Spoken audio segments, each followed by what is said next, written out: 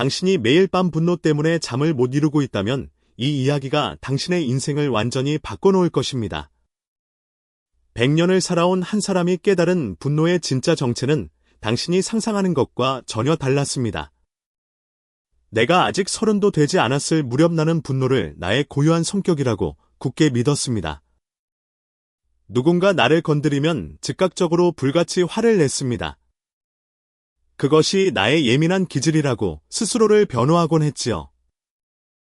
나는 원래 이래라는 말은 얼마나 편리한 방패인가요? 그 시절 나는 가슴속에서 뜨거운 감정이 울컥 올라오는 그 찰나의 순간을 절대적인 진실이라고 착각했습니다. 마음이 요동치면 필연적으로 입술이 먼저 달렸습니다. 날카로운 말이 화살처럼 튀어나간 뒤에는 언제나 쓰라린 후회가 독처럼 남았습니다. 그때의 나는 마치 고장난 에어컨 같았습니다. 조절 장치 없이 주변 온도가 올라가면 요란한 소리를 내며 과부하가 걸려버리는 기계였죠. 신경 신호가 우리 몸속에서 전달되는 속도는 시속 약 400km에 달합니다. 누군가의 무례한 말을 듣고 뇌에서 화가 난다고 판단하는 데 걸리는 시간은 찰나에 불과합니다. 하지만 그 찰나의 속도에 내 인생 전체의 주도권을 맡겨버리는 것은 얼마나 어리석은 일인가요? 우리는 매일 이런 실수를 반복하면서도 그것이 실수인 줄조차 모르고 살아갑니다. 분노가 올라올 때 우리의 몸은 이미 전투 모드에 돌입합니다. 심장 박동이 빨라지고 근육이 긴장하며 호흡이 얕아집니다. 이것은 수만 년 전 야생에서 맹수를 만났을 때 생존하기 위해 발달한 반응입니다. 하지만 지금 우리가 마주하는 것은 맹수가 아니라 동료의 한마디 말입니다. 상사의 무시하는 눈빛이고 배우자의 차가운 침묵입니다. 그런데 우리의 뇌는 여전히 그것을 생존의 위협으로 인식합니다. 이 오래된 시스템이 현대 사회에서 작동할 때 우리는 불필요한 전쟁을 반복하게 됩니다. 나는 나이가 들면 세월이 약이 되어 자동으로 마음이 평온해질 줄 알았습니다. 마치 오래된 와인이 시간이 지나면 절로 깊은 맛을 내는 것처럼 말이죠. 하지만 100년을 살아보니 알겠습니다. 와인이 아니라 식초가 되는 경우도 허다하더군요. 분노는 결코 나이로 사라지지 않습니다. 오히려 훈련되지 않은 채로 방치된 분노는 시간이 흐를수록 더 깊은 골을 만듭니다. 결국엔 자기 자신에게 가장 치명적인 상처를 남깁니다. 젊을 때의 분노는 뜨겁고 빠르게 타올랐다가 꺼지는 불꽃과 같습니다. 하지만 중년 이후의 분노는 다릅니다. 그것은 오래된 숯불처럼 겉으로는 조용한 것 같지만 안에서는 끊임없이 타들어갑니다. 그래서 더 위험합니다. 젊은 시절에 화는 소리를 지르고 나면 풀렸지만 나이 든 후의 화는 가슴속에 침전물처럼 쌓여 몸과 마음을 동시에 갉아먹습니다. 의학적으로도 만성적인 분노는 혈압을 올리고 면역체계를 약화시킵니다. 심장 질환의 위험을 높이고 수면의 질을 떨어뜨립니다. 분노가 단순한 감정의 문제가 아니라 건강의 문제이기도 한 것입니다. 100년이라는 세월 동안 나는 수없이 많은 사람을 만났습니다. 그 중에는 이제 막 인생을 시작하는 파릇파릇한 학생도 있었습니다.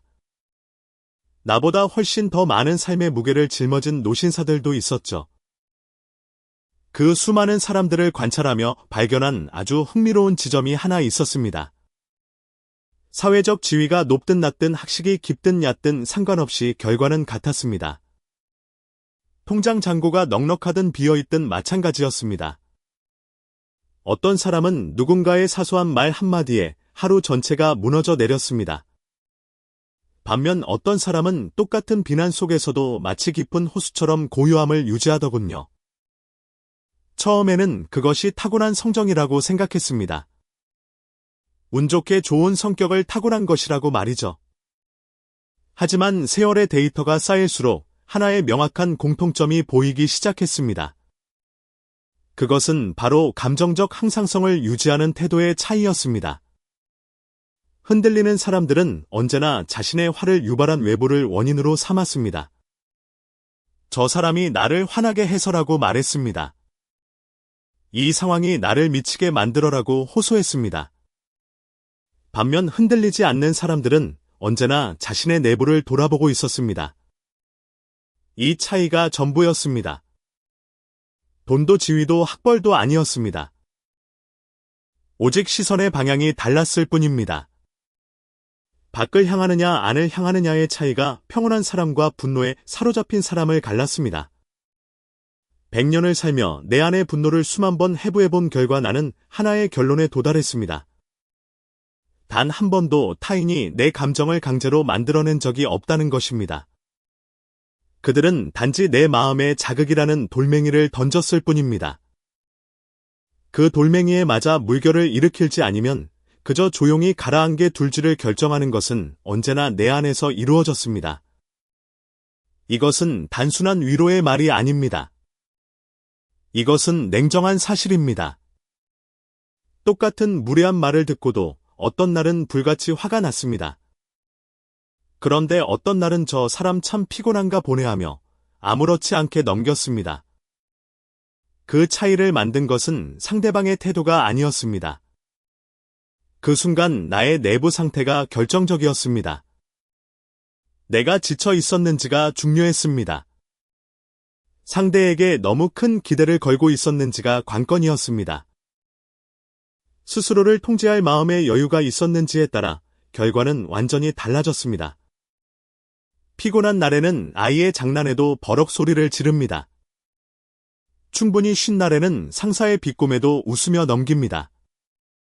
이것이 분노의 원인이 외부가 아니라 내부에 있다는 가장 명확한 증거입니다. 우리가 화를 내는 진짜 이유는 상대가 나쁘기 때문이 아닙니다. 내 안에 어떤 약한 지점이 자극받았기 때문입니다. 분노는 결코 내가 약하다는 증거가 아닙니다. 그것은 내 마음의 영토 중에 아직 훈련되지 않은 영역이 남아있다는 신호입니다. 야생의 땅이 아직 존재한다는 알림입니다. 그리고 야생의 땅이 있다는 것은 아직 개간할 수 있다는 뜻이기도 합니다. 가능성이 남아있다는 의미입니다. 나는 이것을 깨닫고 나서 분노를 대하는 태도가 완전히 바뀌었습니다. 이전에는 화가 나면 그것을 상대의 탓으로 돌렸습니다. 하지만 이후에는 화가 날 때마다 내 안에 어떤 버튼이 눌렸는지를 먼저 살펴보게 되었습니다. 이 전환이 내 인생의 가장 중요한 분기점이었습니다. 감정은 방문객이고 선택은 집주인이다. 노년에 이르러 나는 일기장에 이 말을 자주 적어두었습니다. 감정은 비바람처럼 예고 없이 찾아옵니다. 우리는 그것을 막을 수도 없고 지구상에서 완전히 없앨 수도 없습니다. 하지만 그 감정이라는 손님에게 내 집의 주도권을 넘겨줄 필요는 전혀 없습니다. 안방까지 내어줄 이유는 더더욱 없습니다. 비가 온다고 해서 집 전체를 비에 내줄 사람은 없습니다. 우산을 쓰거나 처마 밑에 서면 그만입니다. 감정도 마찬가지입니다. 슬픔이 온다고 해서 하루 전체를 슬픔에 바칠 필요는 없습니다. 분노가 찾아온다고 해서 내 모든 관계를 분노의 제물로 바칠 이유는 없습니다. 감정은 날씨와 같습니다. 오늘 비가 온다고 내일도 비가 오는 것은 아닙니다. 지금 화가 난다고 1시간 후에도 화가 나야 하는 것은 아닙니다. 많은 이들이 감정을 꾹꾹 억누르는 것을 통제라고 착각합니다. 하지만 억압은 통제가 아닙니다. 그것은 언젠가 더 큰 폭발을 예고하는 시한폭탄을 심는 것과 같습니다. 진짜 통제는 감정을 느끼지 않는 목석이 되는 것이 아닙니다. 그 감정을 선명하게 느끼면서도 내가 어떤 행동을 할지 스스로 선택할 수 있는 능력입니다. 억압과 통제의 차이를 아는 것이 매우 중요합니다. 억압은 뚜껑을 꽉 닫는 것입니다. 안에서 압력이 계속 올라가다가 결국 폭발합니다. 통제는 뚜껑을 열어두되 불의 세기를 조절하는 것입니다. 끓어오르는 것을 인정하되 넘치지 않게 관리하는 것입니다. 지금 당장 날카로운 말을 내뱉을 것인가? 아니면 잠시 깊은 숨을 들이마시며 침묵할 것인가? 지금 상대의 자극에 반응할 것인가? 아니면 그저 바람이 지나가듯 흘려보낼 것인가?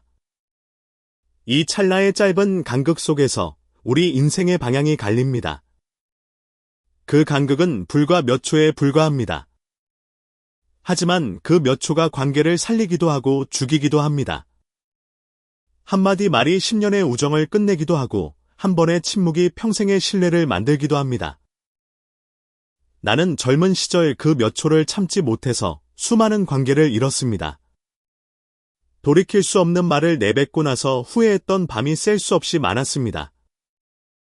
그때마다 나는 왜 그 순간 입을 다물지 못했을까 자책했습니다.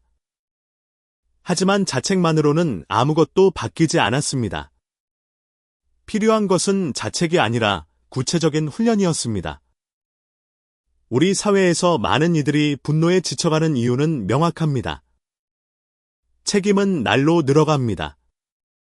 인정받을 곳은 줄어듭니다. 우리가 버텨온 긴 시간에 비해 돌아오는 말들은 겨울바람처럼 차갑기만 합니다. 사회는 눈부신 속도로 변해갑니다. 우리는 그 속도를 따라가느라 정작 가장 중요한 자신을 돌아볼 시간을 잃어버렸습니다. 아침에 눈을 뜨면 쏟아지는 알림부터 확인합니다. 출근길에는 뉴스가 불안을 자극합니다. 직장에서는 끊임없는 평가와 비교에 시달립니다. 퇴근 후에는 가족의 기대와 자신의 피로가 충돌합니다. 이 모든 것이 우리의 감정 배터리를 갉아먹고 있습니다. 배터리가 바닥난 상태에서는 아주 사소한 자극에도 과잉 반응이 일어날 수밖에 없습니다. 왜 나는 이렇게 예민해졌을까라는 당신의 질문 속에는 이미 해답이 숨어 있습니다. 당신이 약해진 것이 아닙니다. 너무 오랜 시간 동안 스스로의 감정 시스템을 돌보지 못한 채 그저 버텨내기에만 급했다는 증거입니다. 자동차도 정기적으로 엔진 오일을 교체해야 합니다. 스마트폰도 가끔은 전원을 끄고 재부팅해야 합니다. 그런데 우리는 자신의 마음에는 어떤 정비도 하지 않으면서 왜 고장이 나냐고 분통을 터뜨립니다. 이제 우리는 그 훈련을 다시 시작해야 합니다. 세상은 쉽게 바뀌지 않습니다. 사람도 쉽게 변하지 않습니다. 하지만 우리의 내부 통제 시스템은 어떤 나이에서도 다시 세팅할 수 있습니다. 뇌과학에서는 이것을 신경 가소성이라고 부릅니다. 뇌는 죽을 때까지 변화할 수 있는 능력을 가지고 있습니다. 새로운 습관을 만들고 오래된 패턴을 바꿀 수 있습니다. 나이가 들었다고 변할 수 없다는 것은 과학적으로 사실이 아닙니다. 그것은 변하기 싫은 사람들의 핑계에 불과합니다. 훈련을 시작하는 순간부터 놀라운 변화가 일어날 것입니다. 사람들의 날선 말들이 여전히 공중을 떠다닐 것입니다. 하지만 그것들이 당신의 중심까지는 결코 도달하지 못하게 될 것입니다.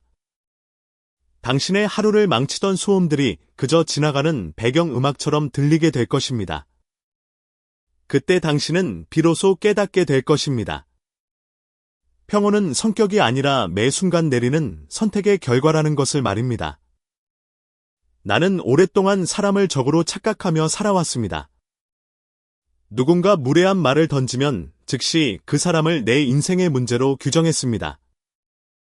무시당했다고 느끼는 순간 내 마음속 깊은 곳에서는 이미 거대한 전쟁이 시작되었습니다. 젊은 시절 나는 늘 이렇게 물었습니다. 도대체 저 사람은 왜 나에게 저러는 걸까? 하지만 인생의 굴곡을 수천 번 건너온 지금 나는 깨닫습니다.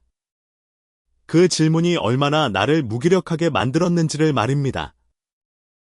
그 질문은 내 삶의 주도권을 모조리 바깥으로 밀어내버립니다. 내가 화가 난 이유가 저 사람 때문이라면 나의 평화 역시 저 사람에게 달린 것이 됩니다. 그 사람이 태도를 바꿔야만 내가 평화로워질 수 있다면 나의 평화는 영원히 타인의 손에 놓이게 됩니다. 이것이 얼마나 위험한 구조인지 생각해 보셨나요? 내 행복의 열쇠를 다른 사람의 주머니에 넣어두는 것과 같습니다. 그 사람이 열쇠를 돌려줄지 말지는 전적으로 그 사람에게 달렸습니다. 나는 그저 기다릴 수밖에 없습니다. 이보다 더 무력한 삶이 있을까요? 강단에서 은퇴한 뒤 한동안 나는 인간관계를 멀리하며 지낸 적이 있었습니다. 시끄러운 세상에서 벗어나 침묵 속에 머물면 절로 평화가 찾아올 줄 알았습니다. 하지만 그것은 진정한 평온이 아니었습니다. 비겁한 도피에 가까웠습니다. 산속에 혼자 앉아 있을 때 마음이 편안한 것은 수양을 잘해서가 아닙니다. 단지 나를 건드리는 사람이 없기 때문일 뿐입니다. 혼자 있을 때 평온한 것은 누구나 할 수 있습니다. 진짜 시험은 사람들 속에서 치러집니다. 시끄러운 회의실에서 누군가 당신의 의견을 무시할 때가 시험입니다. 명절에 친척이 당신의 아픈 곳을 정확히 찌를 때가 시험입니다. 오래된 친구가 당신의 뒤에서 험담을 했다는 것을 알게 될 때가 시험입니다. 그 시험의 현장에서 당신이 어떤 선택을 하느냐가 당신의 진짜 실력입니다. 진짜 변화는 관계를 단절했을 때가 아니라 관계를 바라보는 위치가 바뀌었을 때 시작됩니다. 어느 날 평소 나를 유독 힘들게 하던 제자 한 명이 선을 넘는 무례한 말을 던졌습니다. 평소 같으면 가슴이 뛰고 얼굴이 붉어졌을 것입니다. 그런데 그날은 이상하게도 분노보다 먼저 하나의 낯선 질문이 머릿속을 스쳤습니다. 왜 이 말이 하필 나를 이토록 아프게 건드렸을까? 그 질문 하나가 모든 것을 바꾸었습니다. 분노 대신 호기심이 찾아온 것입니다. 상대를 향하던 화살이 자기 자신을 향한 탐구로 방향을 틀었습니다. 그날 이후 나는 사람을 적으로 보기보다 나를 비추는 거울로 보기 시작했습니다. 타인은 당신 안에 이미 존재하던 버튼을 눌러줄 뿐입니다. 만약 당신 안에 그 버튼이 없다면 상대가 아무리 세게 누른다 한들 아무런 반응도 일어나지 않습니다. 누군가 당신에게 당신은 보라색 코끼리 같아라고 말한다고 화를 낼 사람은 없습니다. 내 안에 내가 보라색 코끼리라는 믿음이나 열등감이 전혀 없기 때문입니다. 하지만 당신은 무능해라는 말에 발끈한다면 의미가 다릅니다.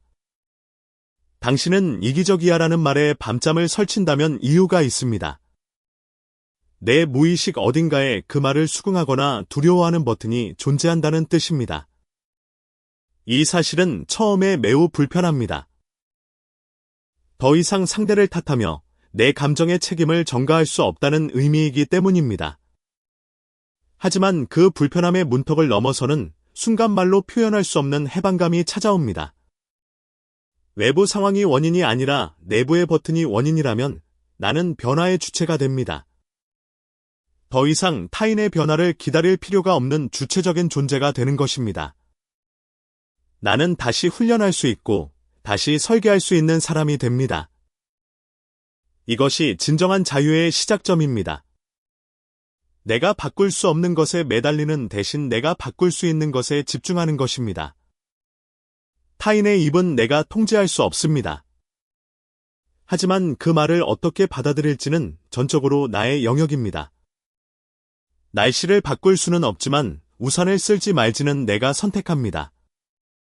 환경과 개인 그리고 행동이 서로 영향을 주고받는 과정에서 우리의 인지를 어떻게 재구성하느냐가 핵심입니다. 내가 세상을 어떻게 해석하느냐가 내 세상을 만든다는 뜻입니다. 같은 비를 맞아도 누군가는 짜증을 내고 누군가는 낭만을 느낍니다. 같은 실패를 겪어도 누군가는 좌절하고 누군가는 교훈을 얻습니다. 차이는 사건 자체가 아니라 사건을 바라보는 프레임에 있습니다. 인류 역사를 돌아보면 거울의 발전과 자기 인식의 발전은 함께 걸어왔습니다. 고대인들은 어두운 흑석이나 닦아놓은 청동판에 비친 흐릿한 자기 모습만을 볼 수 있었습니다. 현대적인 거울이 대중화된 것은 불과 200년이 채 되지 않습니다. 어쩌면 우리는 아직도 마음의 거울만큼은 흐릿한 청동판 시대를 살고 있는지도 모릅니다. 타인을 통해 나를 선명하게 비춰보기보다 왜곡된 형상을 보며 상대가 나쁘다고 손가락질만 하고 있으니까요. 누군가를 손가락질할 때 세 개의 손가락은 나를 향하고 있다는 사실을 기억하세요. 이것은 도덕적 가르침이 아니라 해부학적 사실입니다. 중년 이후에 인간관계가 더 고통스럽게 느껴지는 이유는 단순합니다. 젊을 때는 그럴 수도 있지 하며 넘어가던 말들이 있었습니다. 하지만 나이가 들수록 그 말들은 자존심과 맞물립니다. 살아온 세월에 대한 보상 심리와 결합합니다. 그래서 거대한 상처로 돌변하는 것입니다. 우리는 이미 직장에서, 가정에서, 사회에서 충분히 버텨왔습니다. 지쳐 있습니다. 그래서 작은 무시에도 반응이 과격해집니다. 내가 어떻게 살아왔는데 감히 나를 이라는 마음이 울컥 올라옵니다. 이것은 자연스러운 반응입니다. 당신이 나쁜 것이 아닙니다. 하지만 그 반응에 끌려다니면 당신이 손해입니다. 그 흔들림은 결코 패배의 증거가 아닙니다. 당신의 내면에서 아직 단단해질 수 있는 지점이 남아있다는 소중한 신호입니다. 치유받아야 할 곳이 있다는 알림입니다. 시험은 늘 우리가 가장 약한 부분을 정확히 찾아옵니다. 삶은 끊임없이 당신을 시험할 것입니다. 무례한 말로 시험합니다. 교묘한 비교로 시험합니다. 때로는 차가운 침묵으로 시험합니다. 그때마다 당신은 상대를 향해 돌진하는 대신 자신에게 물어야 합니다. 이 상황에서 나는 어떤 사람으로 기억될 것인가? 이 질문은 상대를 바꾸지는 못합니다. 하지만 당신이 서 있는 위치를 완전히 바꿉니다. 감정에 휘둘리는 피해자에서 자신의 내면을 관찰하는 관찰자로 이동시킵니다. 수동적으로 반응하는 사람에서 능동적으로 선택하는 사람으로 전환시킵니다.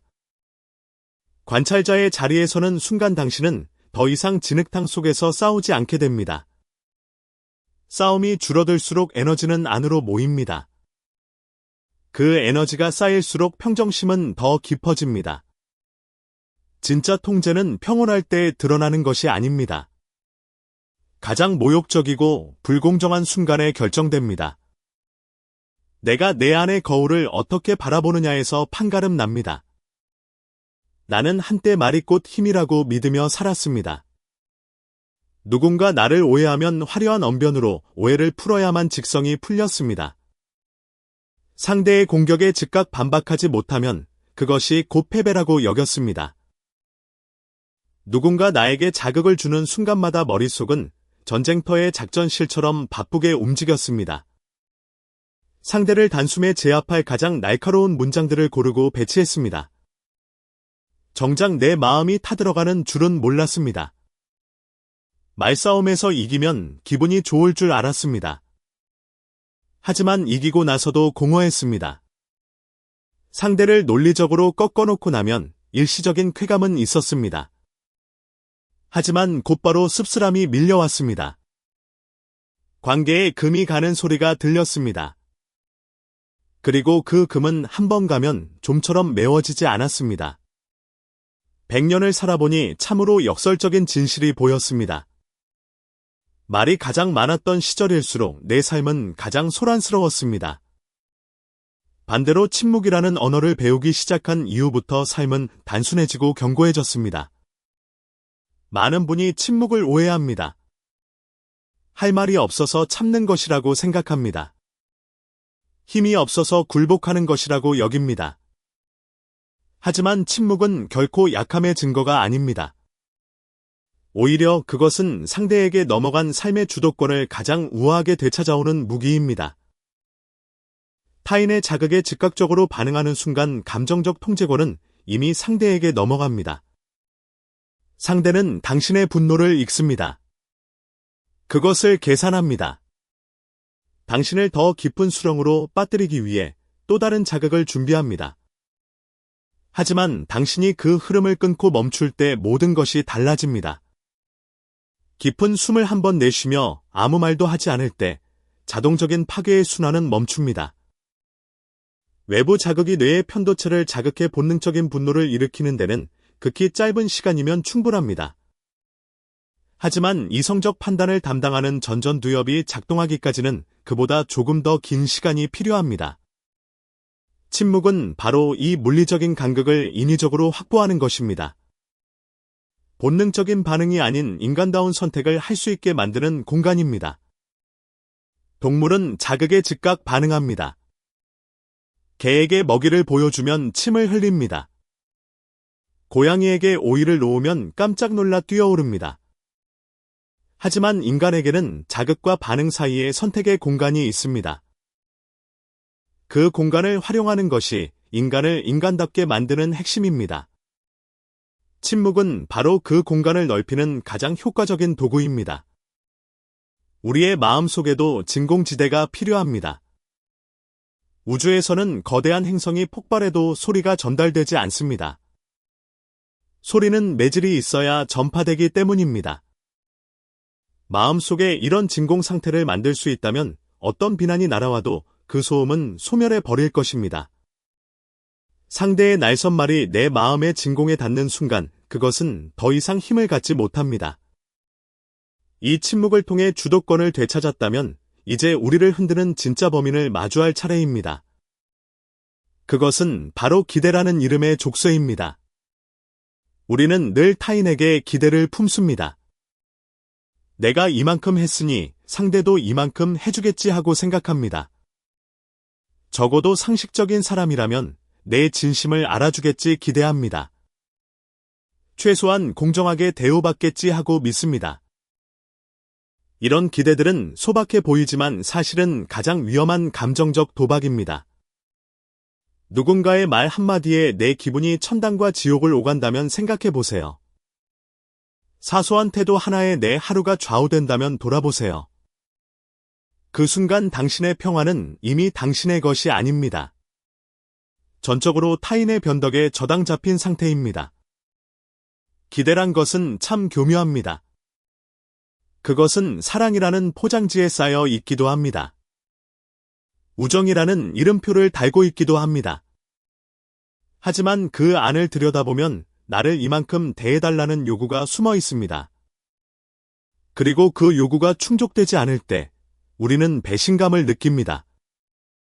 분노를 느낍니다. 하지만 상대는 애초에 그런 약속을 한 적이 없습니다. 우리 혼자 기대하고 혼자 실망한 것입니다. 이것은 상대의 잘못이 아니라 기대의 함정입니다. 노년에 접어들며 내가 가장 먼저 한 일은 이 무거운 기대들을 하나씩 내려놓는 것이었습니다. 사람에게서 답을 찾으려 하지 않았습니다. 오직 내가 세운 내면의 원칙에서 기준을 찾기로 했습니다. 이 변화는 아주 조용했지만 결과는 결정적이었습니다.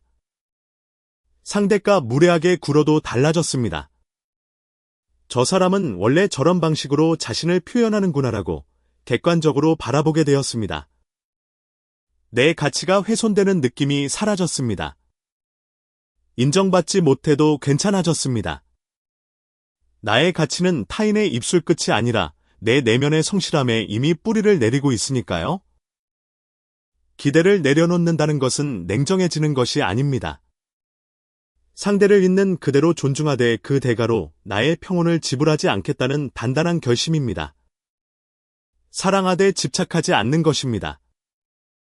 관심을 갖되 의존하지 않는 것입니다. 함께하되 나를 잃지 않는 것입니다. 이것이 성숙한 관계의 본질입니다. 마음에는 분명 문이 있습니다. 그런데 우리는 종종 이 소중한 문을 아무에게나 열어줍니다. 그들이 진흙 묻은 신발을 신은 채 안방까지 들어와 난장을 피우도록 방치합니다. 평화를 원한다면 당신은 엄격한 마음의 문지기가 되어야 합니다. 들어오는 모든 정보를 무조건 받아들이지 마세요. 당신의 평온을 해치는 불순물이 섞여 있지는 않은지 선별하세요. 모든 뉴스를 다 볼 필요는 없습니다. 모든 댓글을 다 읽을 필요도 없습니다. 모든 험담에 귀 기울일 의무도 없습니다. 당신의 마음에 들어올 자격이 있는 것만 선별하여 허용하세요. 나머지는 단호하게 문 앞에서 돌려보내세요. 이것이 자기 보호의 기본입니다. 강한 사람은 고립된 사람이 아닙니다. 자기 마음의 정원을 누구에게 개방할지 스스로 결정하는 사람입니다. 나이가 들수록 우리는 이미 삶의 무게에 충분히 지쳐 있습니다. 감정이 메마르는 것은 당신이 나약해서가 아닙니다. 걸러지지 않은 타인의 감정적 쓰레기들을 너무 많이 떠안았기 때문입니다. 더 많은 설명이 필요한 게 아닙니다. 더 엄격한 선별이 필요할 때입니다. 모든 비난에 해명할 필요는 없습니다. 모든 부정적인 뉴스에 감정을 이입할 의무도 없습니다. 왜 나에게 이런 일이 일어날까라는 원망을 버리세요. 이 상황에서 나는 나 자신을 어떻게 지켜낼 것인가라는 질문을 붙잡으세요. 로마의 철학자 마르쿠스 아우렐리우스는 이런 지혜를 남겼습니다. 외부의 일로 고통받는다면 그것은 그 일 자체 때문이 아닙니다. 그 일에 대한 당신의 판단 때문입니다. 그리고 당신은 언제든 그 판단을 거두어들일 힘이 있습니다. 100년을 살아보니 이 말만큼 정확한 문장도 없었습니다. 누군가 당신을 실망시켰을 때 그것을 배신이라고 판단하면 지옥이 시작됩니다. 하지만 사람의 불완전한 속성이라고 판단하면 그저 안타까운 풍경이 됩니다. 판단의 열쇠를 당신이 쥐는 순간 당신은 피해자가 아닌 선택자가 됩니다. 감정적 분리를 익히면 놀라운 변화가 일어납니다.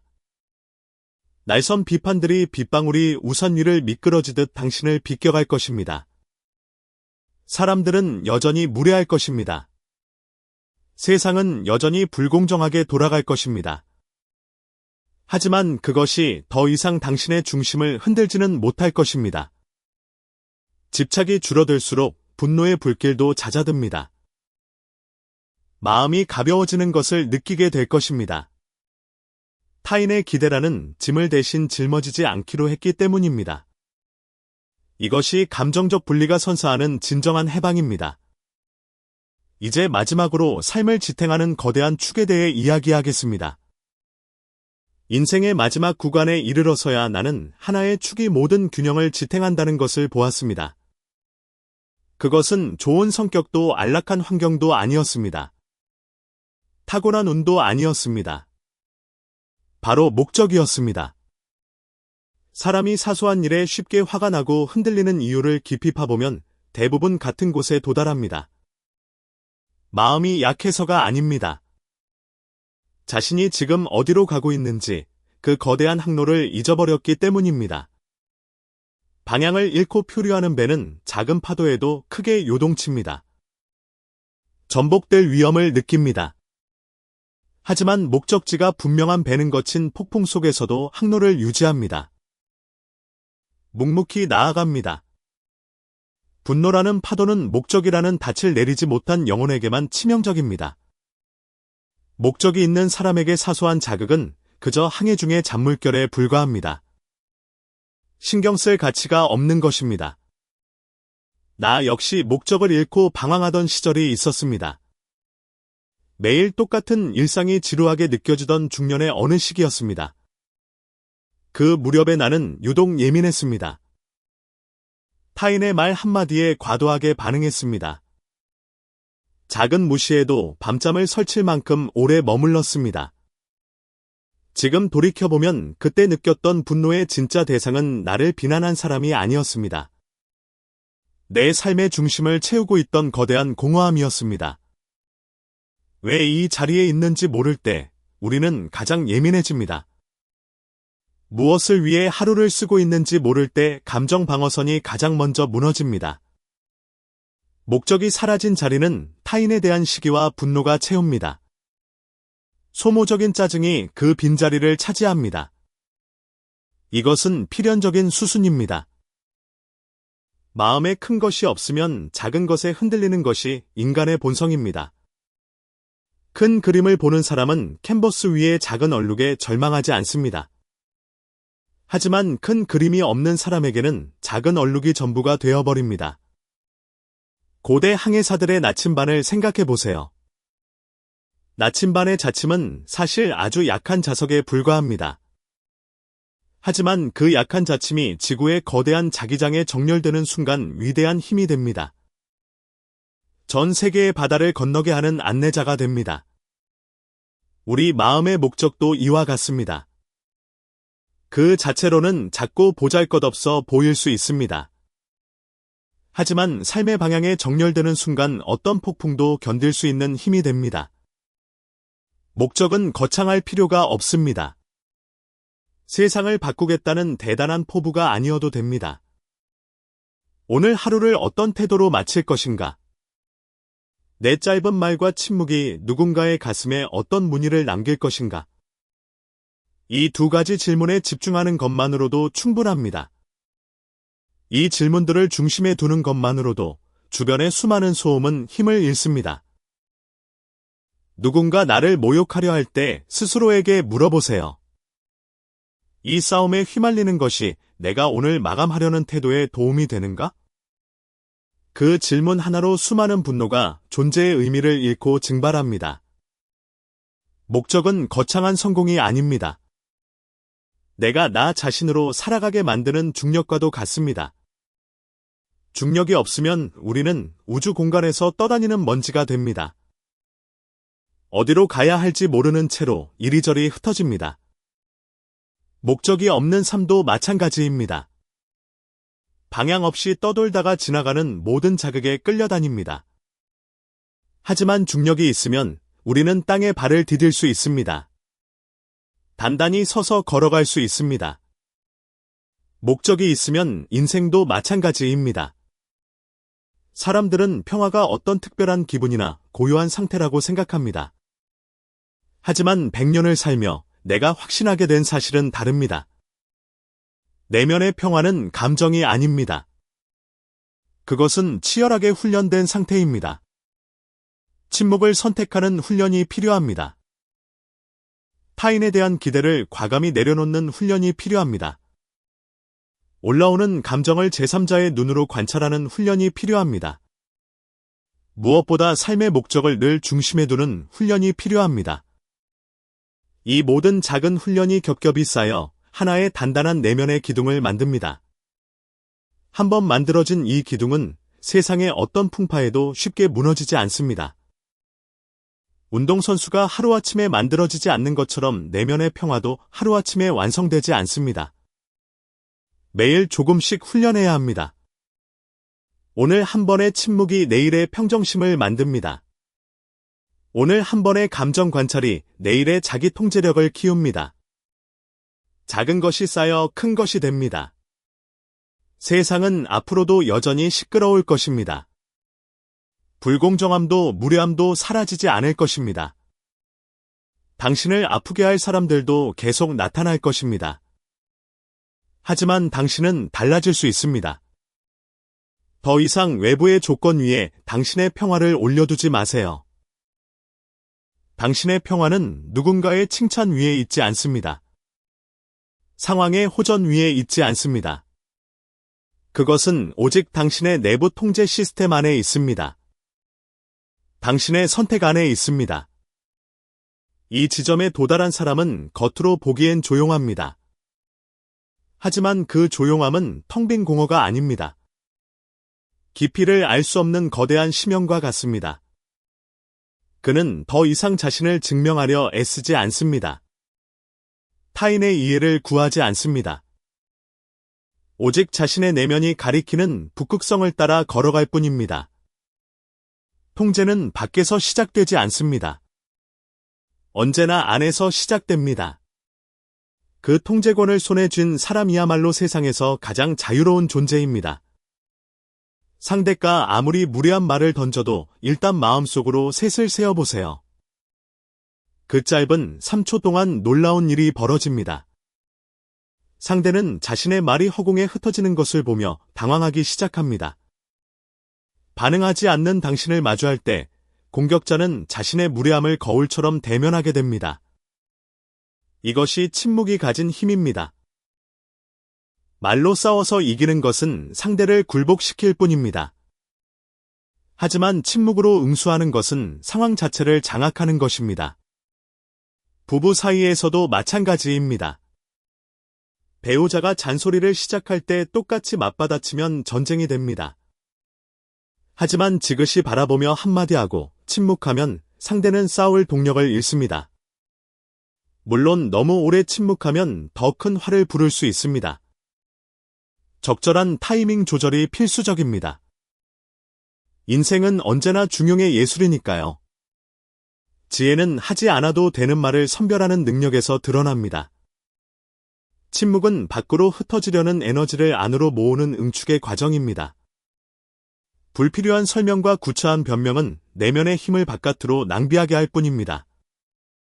진정으로 강한 사람은 소리 높여 자신을 증명하지 않습니다. 자신의 가치관에 따라 묵묵히 행동합니다. 그 행동이 말을 대신하게 둡니다. 나이가 들수록 품격 있는 사람의 언어는 점점 줄어듭니다. 그 자리를 깊이 있는 태도가 채웁니다. 사람들은 때로 10마디의 말보다 한 번의 깊은 침묵 속에서 더 많은 것을 느낍니다. 모든 싸움에 참여할 필요는 없습니다. 에너지를 아끼세요. 선택하지 않은 반응은 당신의 영혼을 갉아먹습니다. 자극과 반응 사이의 고요한 틈을 넓히는 연습을 하세요. 그 공간이 넓어질수록 당신의 내면은 어떤 태풍에도 흔들리지 않는 나무가 될 것입니다. 침묵을 선택하는 순간 당신은 이미 갈등의 한 단계 위에 서게 됩니다. 상대는 여전히 당신을 자극하려 할 것입니다. 하지만 당신의 중심은 이미 그들의 손이 닿지 않는 곳에 있을 것입니다. 늦었다고 생각하지 마세요. 침묵은 연습할수록 깊어집니다. 그 깊이는 당신을 지켜주는 가장 단단한 방어막이 되어줄 것입니다. 화를 내지 않는 법은 화를 참는 법이 아닙니다. 화가 당신의 중심에 도달할 가치가 없음을 깨닫는 법입니다. 참는 것은 고통입니다. 하지만 깨닫는 것은 자유입니다. 이 둘의 차이를 아는 것이 100년의 삶이 가르쳐준 가장 소중한 교훈입니다. 당신이 오늘 하루 동안 짊어졌던 모든 분노와 억울함을 내려놓으세요. 타인의 날카로운 말들을 흘려보내세요. 당신은 충분히 잘해왔습니다. 그 흔들림조차 더 단단한 사람으로 성장하기 위한 과정이었음을 잊지 마세요. 당신의 평화는 이미 당신 안에 있습니다. 밖에서 찾지 마세요. 안에서 발견하세요. 오늘 밤 이 이야기가 당신의 마음에 작은 씨앗 하나를 심었기를 바랍니다. 그 씨앗이 내일 아침 당신이 눈을 떴을 때 조금 더 단단한 뿌리가 되어 있기를 바랍니다. 당신은 이미 충분히 강합니다. 다만 아직 그것을 모르고 있을 뿐입니다.